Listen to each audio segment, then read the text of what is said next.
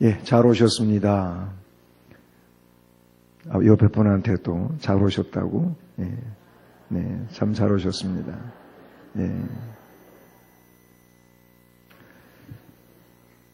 정말 잘 오셨다고 인사하시는 여러분들 모습을 보니까 참 아름답습니다. 예, 다시 잘 오셨는데 은혜 많이 받아야 되니까 오늘도 마음은 활짝 열고 성령의 음성을 들으시기를 바랍니다. 시작.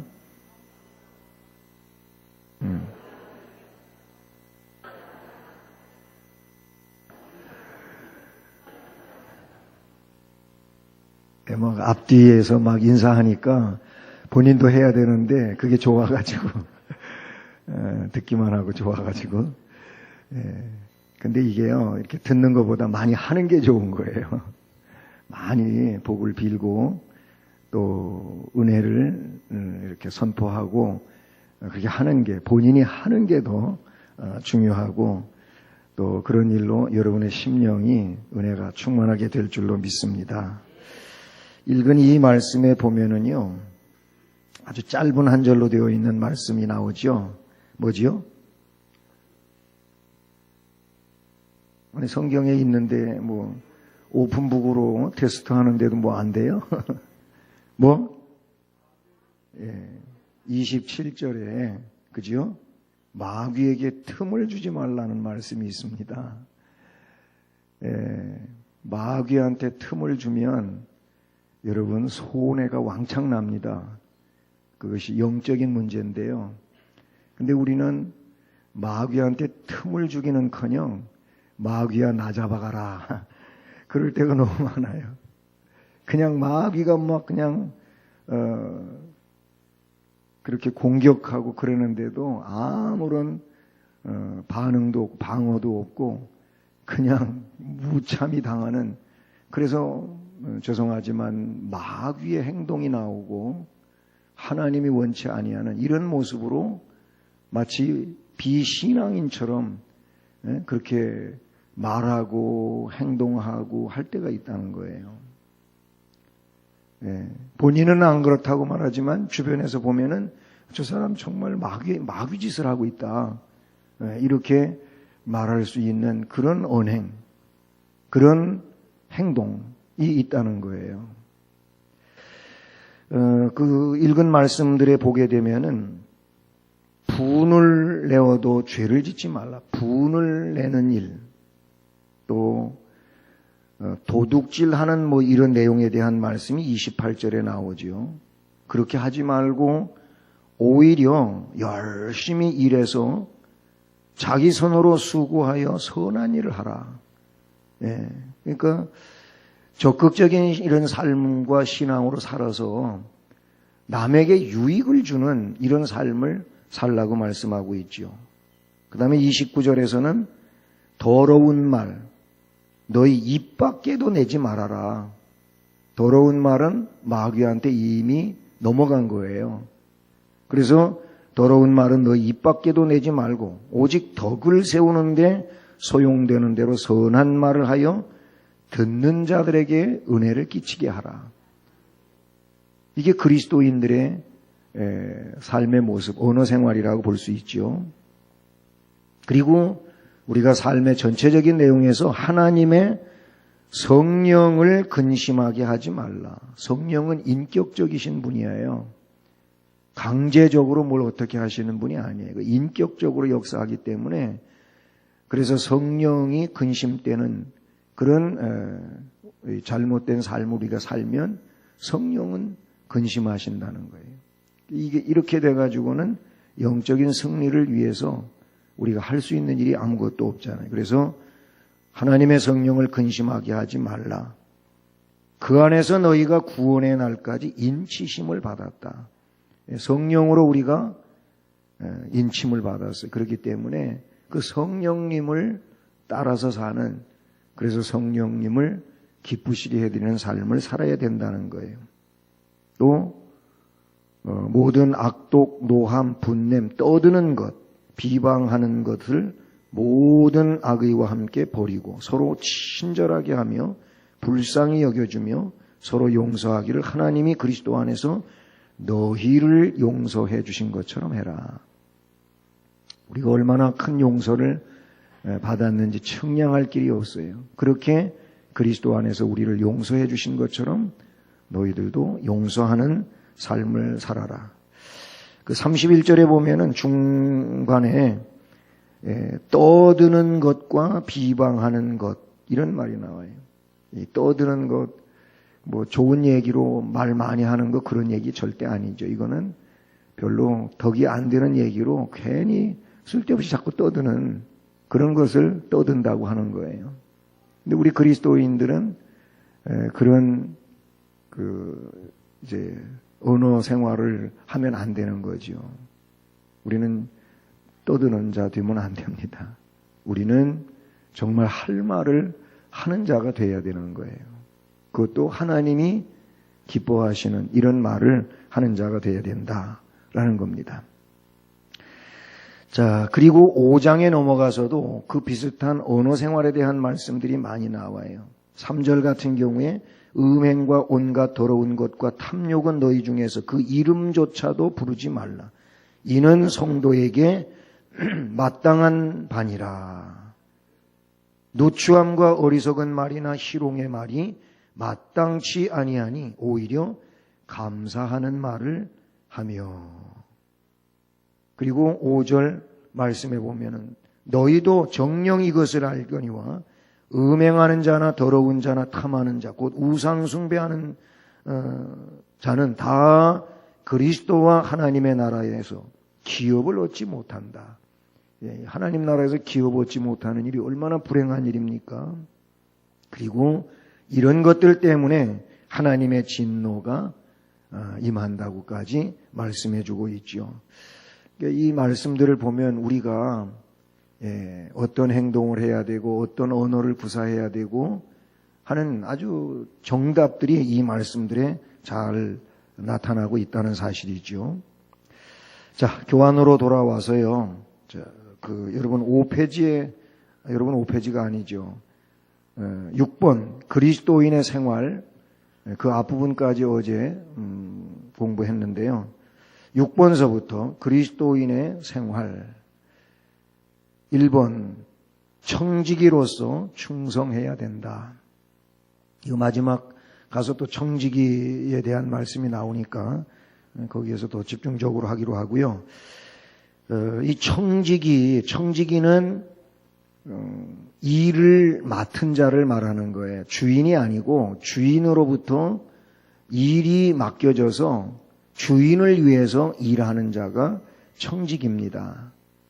옛날 우리 한국에도 그 좀 잘 살고 재산이 많고 식솔들이 많은 이런 집에는 우리 교회에서 쓰는 용어가 있었어요. 집사가 있었어요. 집사가. 예? 그 집의 총괄적인 일을 맡아서 주인의 그런 이제 명령 아래서 그 집안의 일들을 맡아서 일하는 그런 사람이 있어요. 그를 집사라 그랬어요.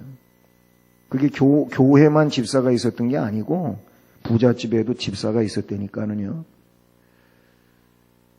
일을 맡은 자예요. 그러니까 우리 교회에도 집사님이 줄을 이루고 있잖아요. 그렇죠? 여자 집사님들, 남자 집사님들.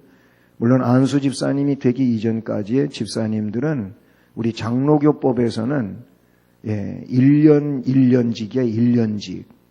집사 한 번 되면은 내년에도 집사고 후년에도 집사고 이게 아니고 우리 장로교회법은 1년직이야. 그래서 그걸 서리 집사라 그래요.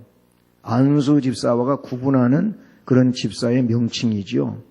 그래서 1년직이고 그 서리 집사는 그렇기 때문에 해마다 임명을 받아야 되는 거예요. 1년 동안 집사로서 산 그 일이 적절치가 않으면 그 이듬해는 교회에서 집사로 임명을 안 할 수도 있는 거예요. 그걸 알아야 되는데, 근데 이제 이 교파가 다른 뭐 순복음이라든지 침례교회라든지 또는 감리교회라든지 이런 데는 조금 우리하고 제도가 달라요. 달라가지고 그런 데서 교회 생활을 하다가 오신 분들은 나 아무 교회에서 집사 받았는데 뭐 여기서 또 집사를 받으라 그러냐고 이런 얘기를 하는데 그걸 잘 모르는, 장로교의 법을 몰라서 하시는 얘기가 되겠죠. 예. 그래서 1년 임명을 받아야 되는 게 서리 집사라는 점을 여러분 아셔야 됩니다. 이 청지기가 그런 분들이에요. 청지기로서 충성해야 되는데 마태복음 24장 45절 46절에 충성되고 지혜 있는 종이 되어서 주인에게 그 집사람들을 맡아 때를 따라 양식을 나눠줄 자가 누구냐.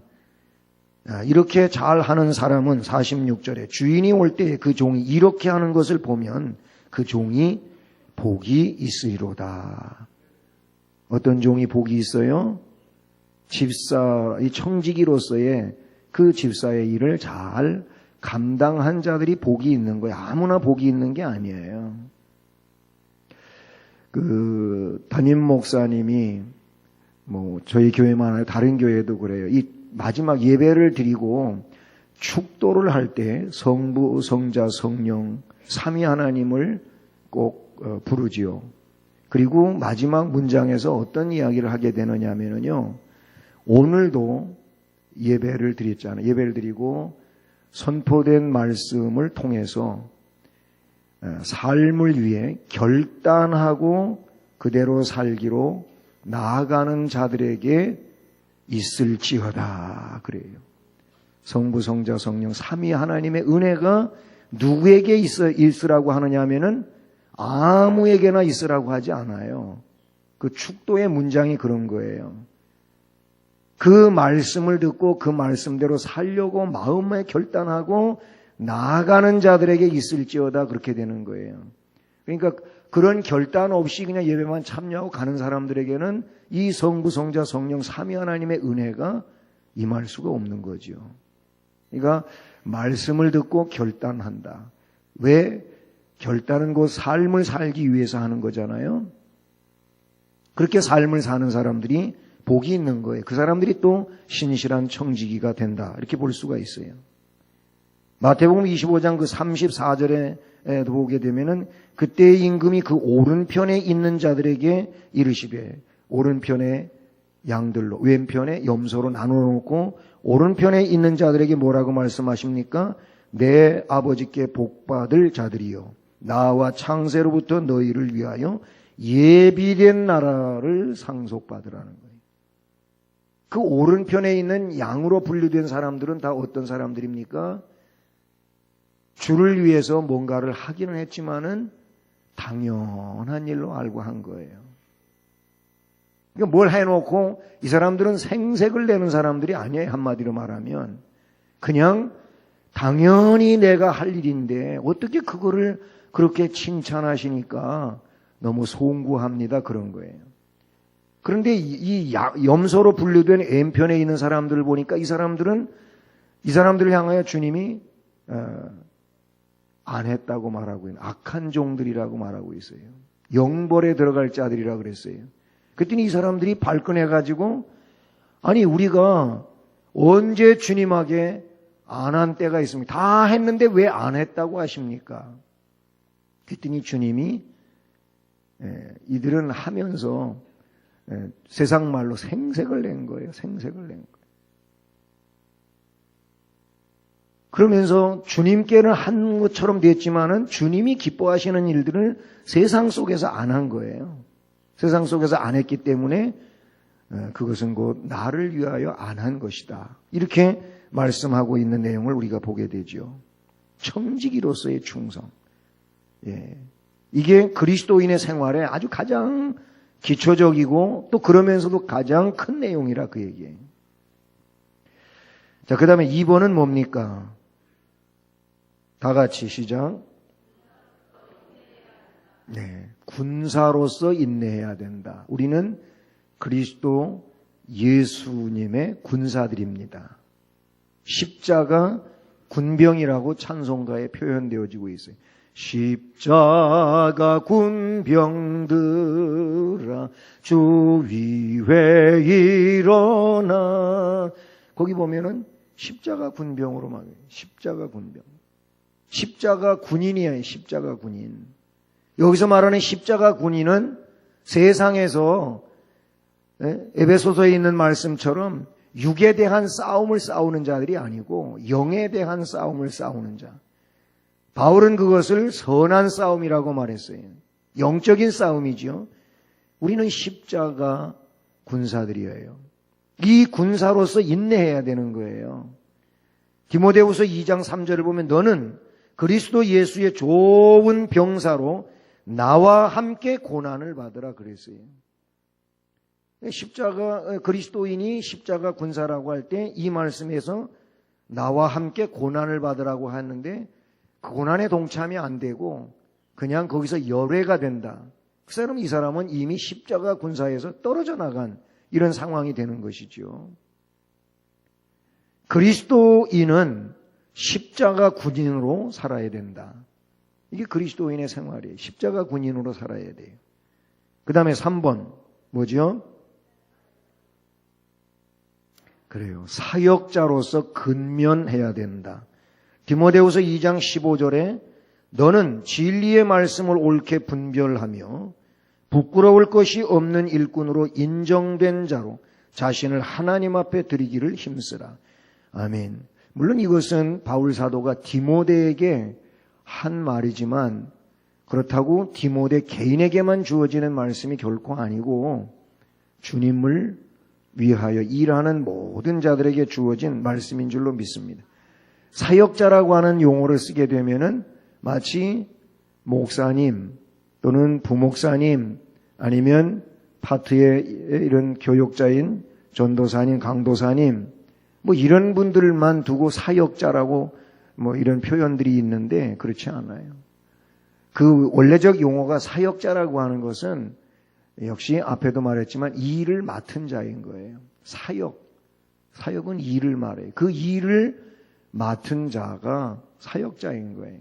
우리 모두 재직들은 하나님이 일을 맡겨주셨잖아요.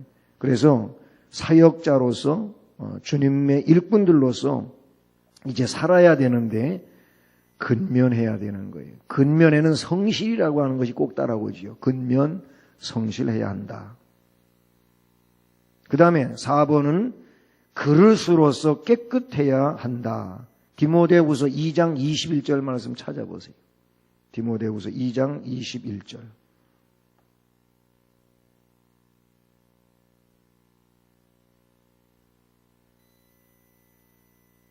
자, 다 같이 읽는데 어떤 음으로 읽냐면은 도레미파솔 솔 이 높이로다가 읽는 겁니다. 시작. 그러므로 누구든지 이런 것에서 자기를 깨끗하게 하면 귀 쓰는 그릇이 되어 거룩하고 주인의 쓰심에 합당하며 모든 선한 일에 준비함이 되리라. 아멘. 예. 크게 읽으라면 그러므로 이렇게 읽지 말고 분위기가 달라요. 예. 어떤 음정을 가지고 말을 하고 또 성경을 읽느냐 이 분위기가 달라요. 근데 조사했는데 제일로 명랑하고 밝고 그리고 사람들에게 호감을 주고 매력적인 그런 톤이 뭐냐면 전화 받을 때 여보세요 하는 거예요. 이 솔룸이라는 거예요. 솔룸. 이게 연구 조사에서 나온 거예요. 그게 굉장히 사람들한테 인상을 좋게 한답니다. 그러니까 앞으로 남에게 밝은 인상을 주시려면은 그것도 유념하시기를 바랍니다. 이 그릇으로서 깨끗해. 우리는 그릇이에요. 그릇. 그릇이에요.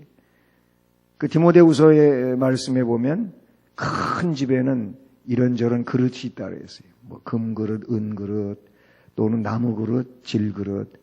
근데 그릇이 거기서 금그릇이냐 은그릇이냐 우리는 그런 거를 많이 따지는데 거기 보면은 그 그릇의 종류를 이야기하고 있지만은 중요한 포인트는 거기에 있지가 않아요. 깨끗한 그릇을 원해요. 하나님은 깨끗한 그릇을 쓰신다는 거예요. 그러니까 우리 재직들은 그리스도인은 깨끗한 그릇이 되어야 된다. 그 말씀입니다. 그래야 거룩하고 주인의 쓰심에 합당하며 모든 선한 일에 준비함이 된다. 아멘. 그 다음에는 역시 디모데후서 2장 24절에 읽어봅니다. 시작. 주의 종은 마땅히 다투지 아니하고 모든 사람에 대하여 온유하며 가르치기를 잘하며 참으며. 아멘. 여기 말씀에는 종으로서 복종해야 된다는 거예요. 복종. 종으로서 복종해야 된다. 주의 종은 마땅히 다투지 아니하고 모든 사람에 대하여 온유하며 가르치기를 잘하며 참으며. 복종이 있어요. 그러니까 그리스도인은 주님의 일꾼으로서 살아갈 때 그 말씀 앞에 순종 혹은 복종이 있어야 된다. 그 다음에 6번째로 세상을 사랑하지 않아야 되는 거예요. 요한일서 2장 15절로 17절 말씀인데 제가 읽어드리면 이렇습니다. 이 세상이나 세상에 있는 것들을 사랑하지 말라. 누구든지 세상을 사랑하면 아버지의 사랑이 그 안에 있지 아니하니 이는 세상에 있는 모든 것이 육신의 정욕과 안목의 정욕과 이생의 자랑이니 다 아버지께로부터 온 것이 아니요 세상으로부터 온 것이라. 이 세상도 그 정욕도 지나가되 오직 하나님의 뜻을 행하는 자는 영원히 거하느니라. 아멘. 세상을 사랑하면 안 되는 거예요. 세상을 사랑하는 것은 다 지나가는 세상과 함께 끝나는 거예요. 망하는 거예요. 그렇기 때문에 세상 사랑하지 말고 아버지 안에 있는, 아버지의 사랑이 그 안에 있는 이런 심령이 되어야 할 줄로 믿습니다. 7번째로 불신자와 멍해를 같이 하지 말아야 되는 거예요. 고린도후서 6장 14절 보면 너희는 믿지 않는 자와 멍해를 함께 매지 말라. 의와 불법이 어찌 함께하며 빛과 어둠이 어찌 사귀겠느냐. 이게 조화를 이룰 수 없는 거예요. 이거는요. 네? 그렇게 함께 할 수가 없는 거예요. 그렇기 때문에 우리는 어제도 말씀에 살펴봤지만은 거룩해야 되는 거예요. 성별되어야 되는 거예요. 예? 세상 속에 같이 살고 있지만은 구별의식과 구별의 영역이 따로 있는 거예요. 그래서 하나님이 기뻐하시는 이런 자로서의 삶을 살아야 된다. 8번째로 세속적인 생활에 얽매이지 않아야 한다. 예, 디모데후서 2장 4절에 병사로 복무하는 자는 자기 생활에 얽매이는 자가 하나도 없나니 이는 병사로 모집한 자를 기쁘게 하려 함이라. 예, 앞에 그리스도의 군사로 인내해야 된다고 하는 말씀과 연관된 그런 맥락에 있는 말씀인데요. 그렇잖아요. 그리스도의 군사가 됐는데 그냥 그리스도의 군사로서의 일을 그냥 제쳐두고 나 집에 가야 된다. 집에 이런 식이 되거나 군인이 어떻게 그렇게 할 수 있나 안 된다는 거예요. 그러니까 뭐 집에 일을 하지 말라는 그런 의미의 말씀이 아니고 우리는 그리스도인으로서 가정생활을 하고 사회생활을 하고 이런 다른 의식 속에 말씀을 중심으로 해서 살아가는 자들인 줄로 믿습니다. 9번째로는 하나님의 나라를 먼저 구해야 되는 거예요. 이건 너무 잘하는 말씀이죠. 너희는 먼저 그의 나라와 그의 의를 구하라. 그리하면 이 모든 것을 너희에게 더하여 주시리라. 아멘. 그런 말씀이에요. 때문에 너희는 내일 일을 위하여 염려하지 말라. 내일 일은 내일이 염려할 것이요 한날의 괴로움은 그날의 족하니라. 아멘. 하나님의 나라를 위해서 이렇게 구하며 사는 자가 되어야 된다는 거예요. 10번째로 몸을 산 제물로 드려야 한다. 어제도 나타났던 말씀이죠. 로마서 12장 1절과 2절 말씀입니다. 예. 1절에서는 너희를 권하노니 너희 몸을 하나님이 기뻐하시는 거룩한 산 제물로 드려라. 왜? 이는 너희가 드릴 영적 예배이기 때문이라는 거예요. 그러므로 너희는 이 세대를 본받지 말고 오직 마음을 새롭게 함으로 변화를 받아 하나님의 기뻐하시고 선하시고 온전한 뜻이 무엇인지를 분별하라. 그렇게 말씀하고 있어요. 그러니까 우리를 하나님 앞에 제물로 드리는 그런 삶이 있어야 된다는 겁니다. 11번째, 그리스도를 주로 믿는 믿음 안에서 살아야 한다. 이 믿음 안에서 살아야 돼. 그것도 그리스도를, 예수를 주님으로 믿는, 즉 예수님을 나의 주인으로 삼은 이 믿음 안에서 살아야 된다, 그 얘기죠. 갈라디아서 2장 20절 말씀에 보면 내가 그리스도와 함께 십자가에 못 박혔나니 그런즉 이제는 내가 사는 것이 아니 오직 내 안에 그리스도께서 사시는 것이라.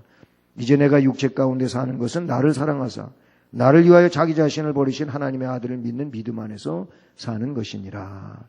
아멘. 그리스도를 주로 믿는 믿음 안에서 오로지 예수님만이 나의 주인이십니다. 이 세상의 그 어떤 것도 주님보다 더 위에 있을 수가 없는 믿음입니다. 이 믿음으로 사는 것이 그리스도인의 생활이다. 아멘. 예. 그리고 12번째로 골로새서 3장 1절로 2절에 근거한 말씀입니다. 거기 말씀 좀 한번 찾아보십시다. 골로새서 3장 1절과 2절.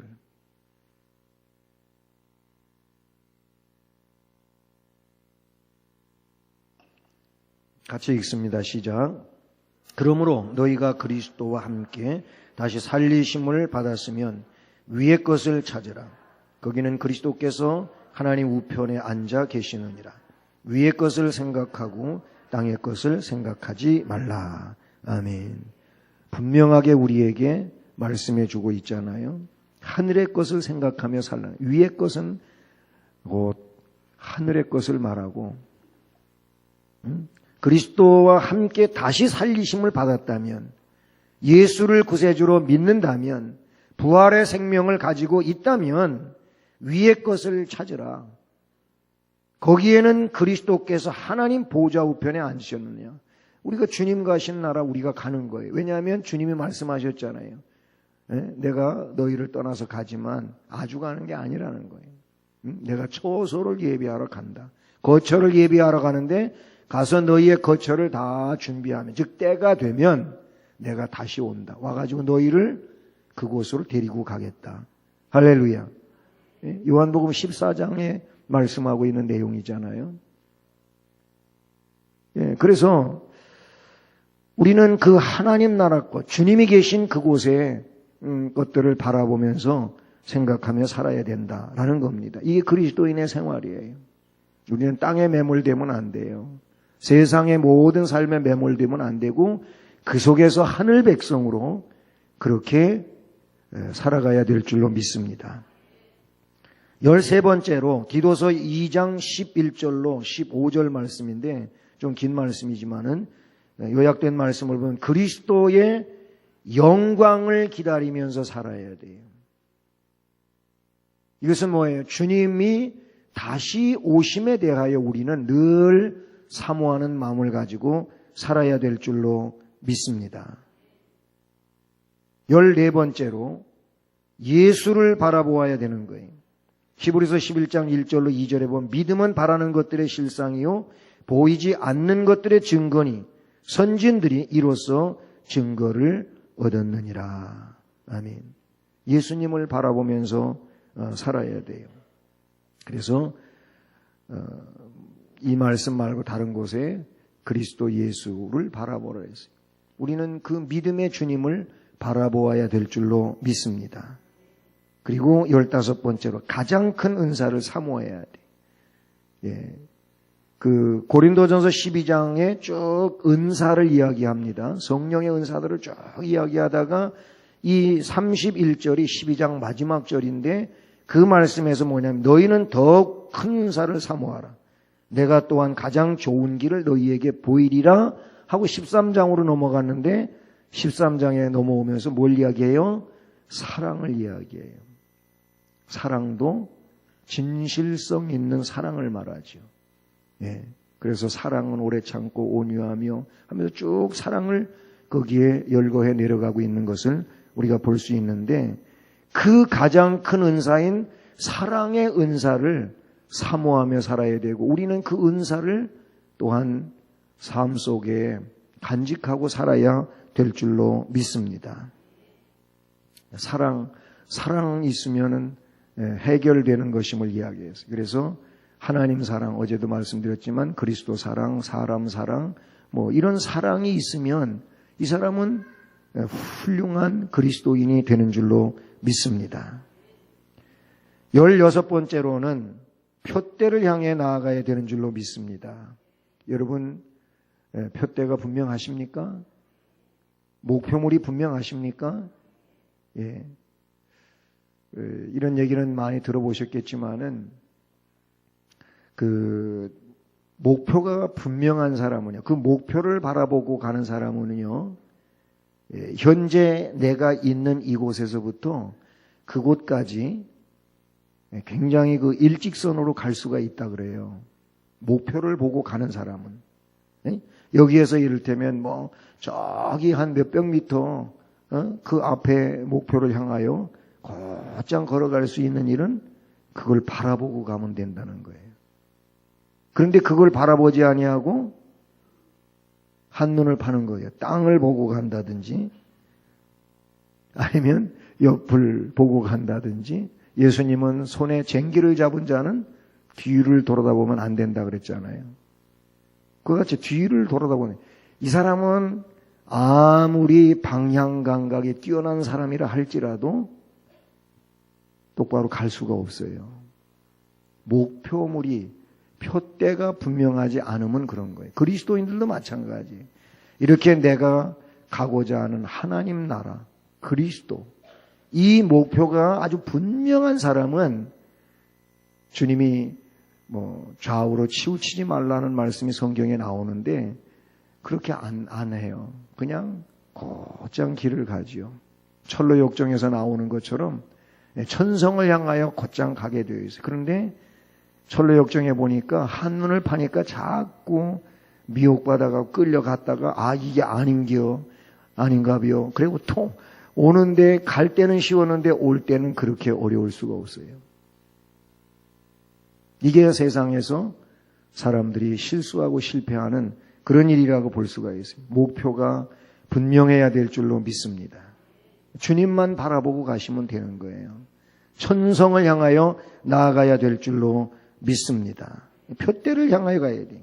그 빌립보서 3장 12, 14에 보면 이미 얻었다함도 아니 온전히 이루었다함도 아니라 오직 내가 그리스도 예수께 잡힌 바 된 그것을 잡으려고 달려가노라. 형제들아, 나는 아직 내가 잡은 줄로 여기지 아니하고 오직 한 일, 즉 뒤에 있는 것은 잊어버리고 앞에 있는 것을 잡으려고 표대를 향하여 그리스도 예수 안에서 하나님이 위에서 부르신 부름의 상을 위하여 달려가노라. 누구의 말씀입니까? 바울 사도의 말씀이에요. 바울 사도가 그런 고백을 했어요. 사도 바울이 이런 말씀을 물론 성령의 역사 안에서 한 것이고 또 다른 성도들을 위해서 선포되어지는 말씀이겠지만은 그 개인의 입장에서 보게 되면 사도 바울 같은 분도 자기는 뒤에 있는 업적은 다 잊어버리고 이제부터 새로운 마음으로 앞에 있는 것을 향하여 간다. 내가 붙잡은 줄로 난 생각하지 아니하고 아직도 그것을 잡으려고 달려간다. 이게 진정 복된 신앙이고 또 적극적이고 긍정적인 이런 내용인 줄로 믿습니다. 우리가 그렇게 표대를 향하여 달려가야 될 줄로 믿습니다. 17번째로 복음을 전파해야 돼요. 그리스도인은 복음을 전파해야 돼요. 로마서 15장 17절로 20절에 그러므로 내가 그리스도 예수 안에서 하나님의 일에 대하여 자랑한 것이 있거니와 그리스도께서 이방인들을 순종하게 하기 위하여 나를 통하여 역사하신 것 외에는 내가 감히 말하지 아니하노라. 그 일은 말과 행위로 표적과 기사와 능력으로 성령의 능력으로 이루어졌으며 그리하여 내가 예루살렘으로부터 두루 행하여 일루리군까지 그리스도의 복음을 편만하게 전하였노라. 또 내가 그리스도의 이름을 부르는 곳에는 복음을 전하지 않기를 힘썼노. 이는 남의 터 위에 건축하지 아니하려 함이라. 이미 복음이 전파되어진 지역에 가서 뭘 또 그 사람이 전한 거를 뒤엎고 이렇게 하려고 할 생각은 안 하고 이미 거기는 복음의 씨앗이 뿌려졌으니까 그렇게 되어지지 않은 지역을 가가지고 복음을 전하는 이 바울 사도의 열정을 우리가 이 말씀에서 볼 수 있는데 그와 같이 우리도 복음을 전파하는 게 그리스도인의 생활이에요. 복음을 전합시다. 네? 복음을 전합시다. 바울은 그랬어요. 듣든지 안 듣든지 복음을 전하라 그랬어요. 네? 어느 누구에게나 복음을 전하라 그랬어요. 우리 그리스도인들은 복음을 전해야 됩니다. 우리 집사님들 또는 권사님들 우리 모두 복음을 전하면서 합시다. 예. 그렇게 얘기합시다. 옆에 분한테 옆집에 예수 믿는 사람, 예수 안 믿는 사람이 있으면 꼭 복음을 전하세요. 응원해 주세요. 예.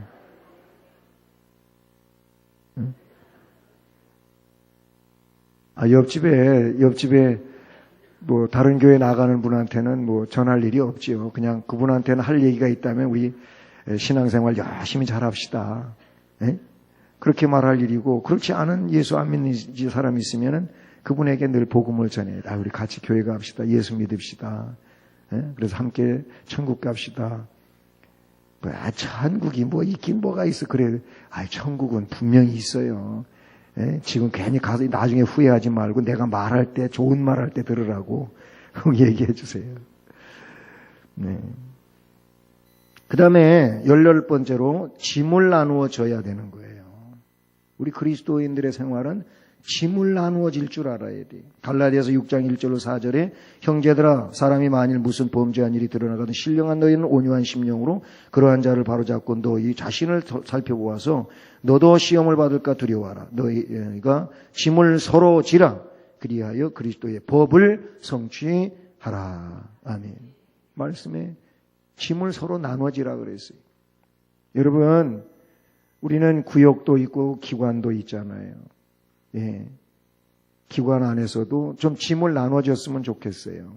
회장님 혼자 짐지게 하지 마시고 그냥 회장은 그런 줄 알고 그냥 그래야 되는 걸로 생각지 말고 내가 어떻게 하면 회장님의 짐을 덜어드릴까? 저 회원으로서 그렇게 하실 수는 없을까요? 얼마나 아름다운 겁니까? 예? 예. 회장 됐으니까 너도 한번 해봐라. 이러면 안 된단 말이죠.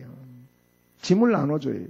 앞서서 회장님 되셔가지고 혼나봤으니까 그래 저분도 또 회장님 새로 돼가지고 많이 힘드시겠다.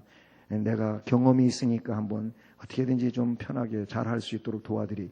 이러면 이거 좋은 거잖아요. 응? 회원들도 그래야 된다는 말이죠.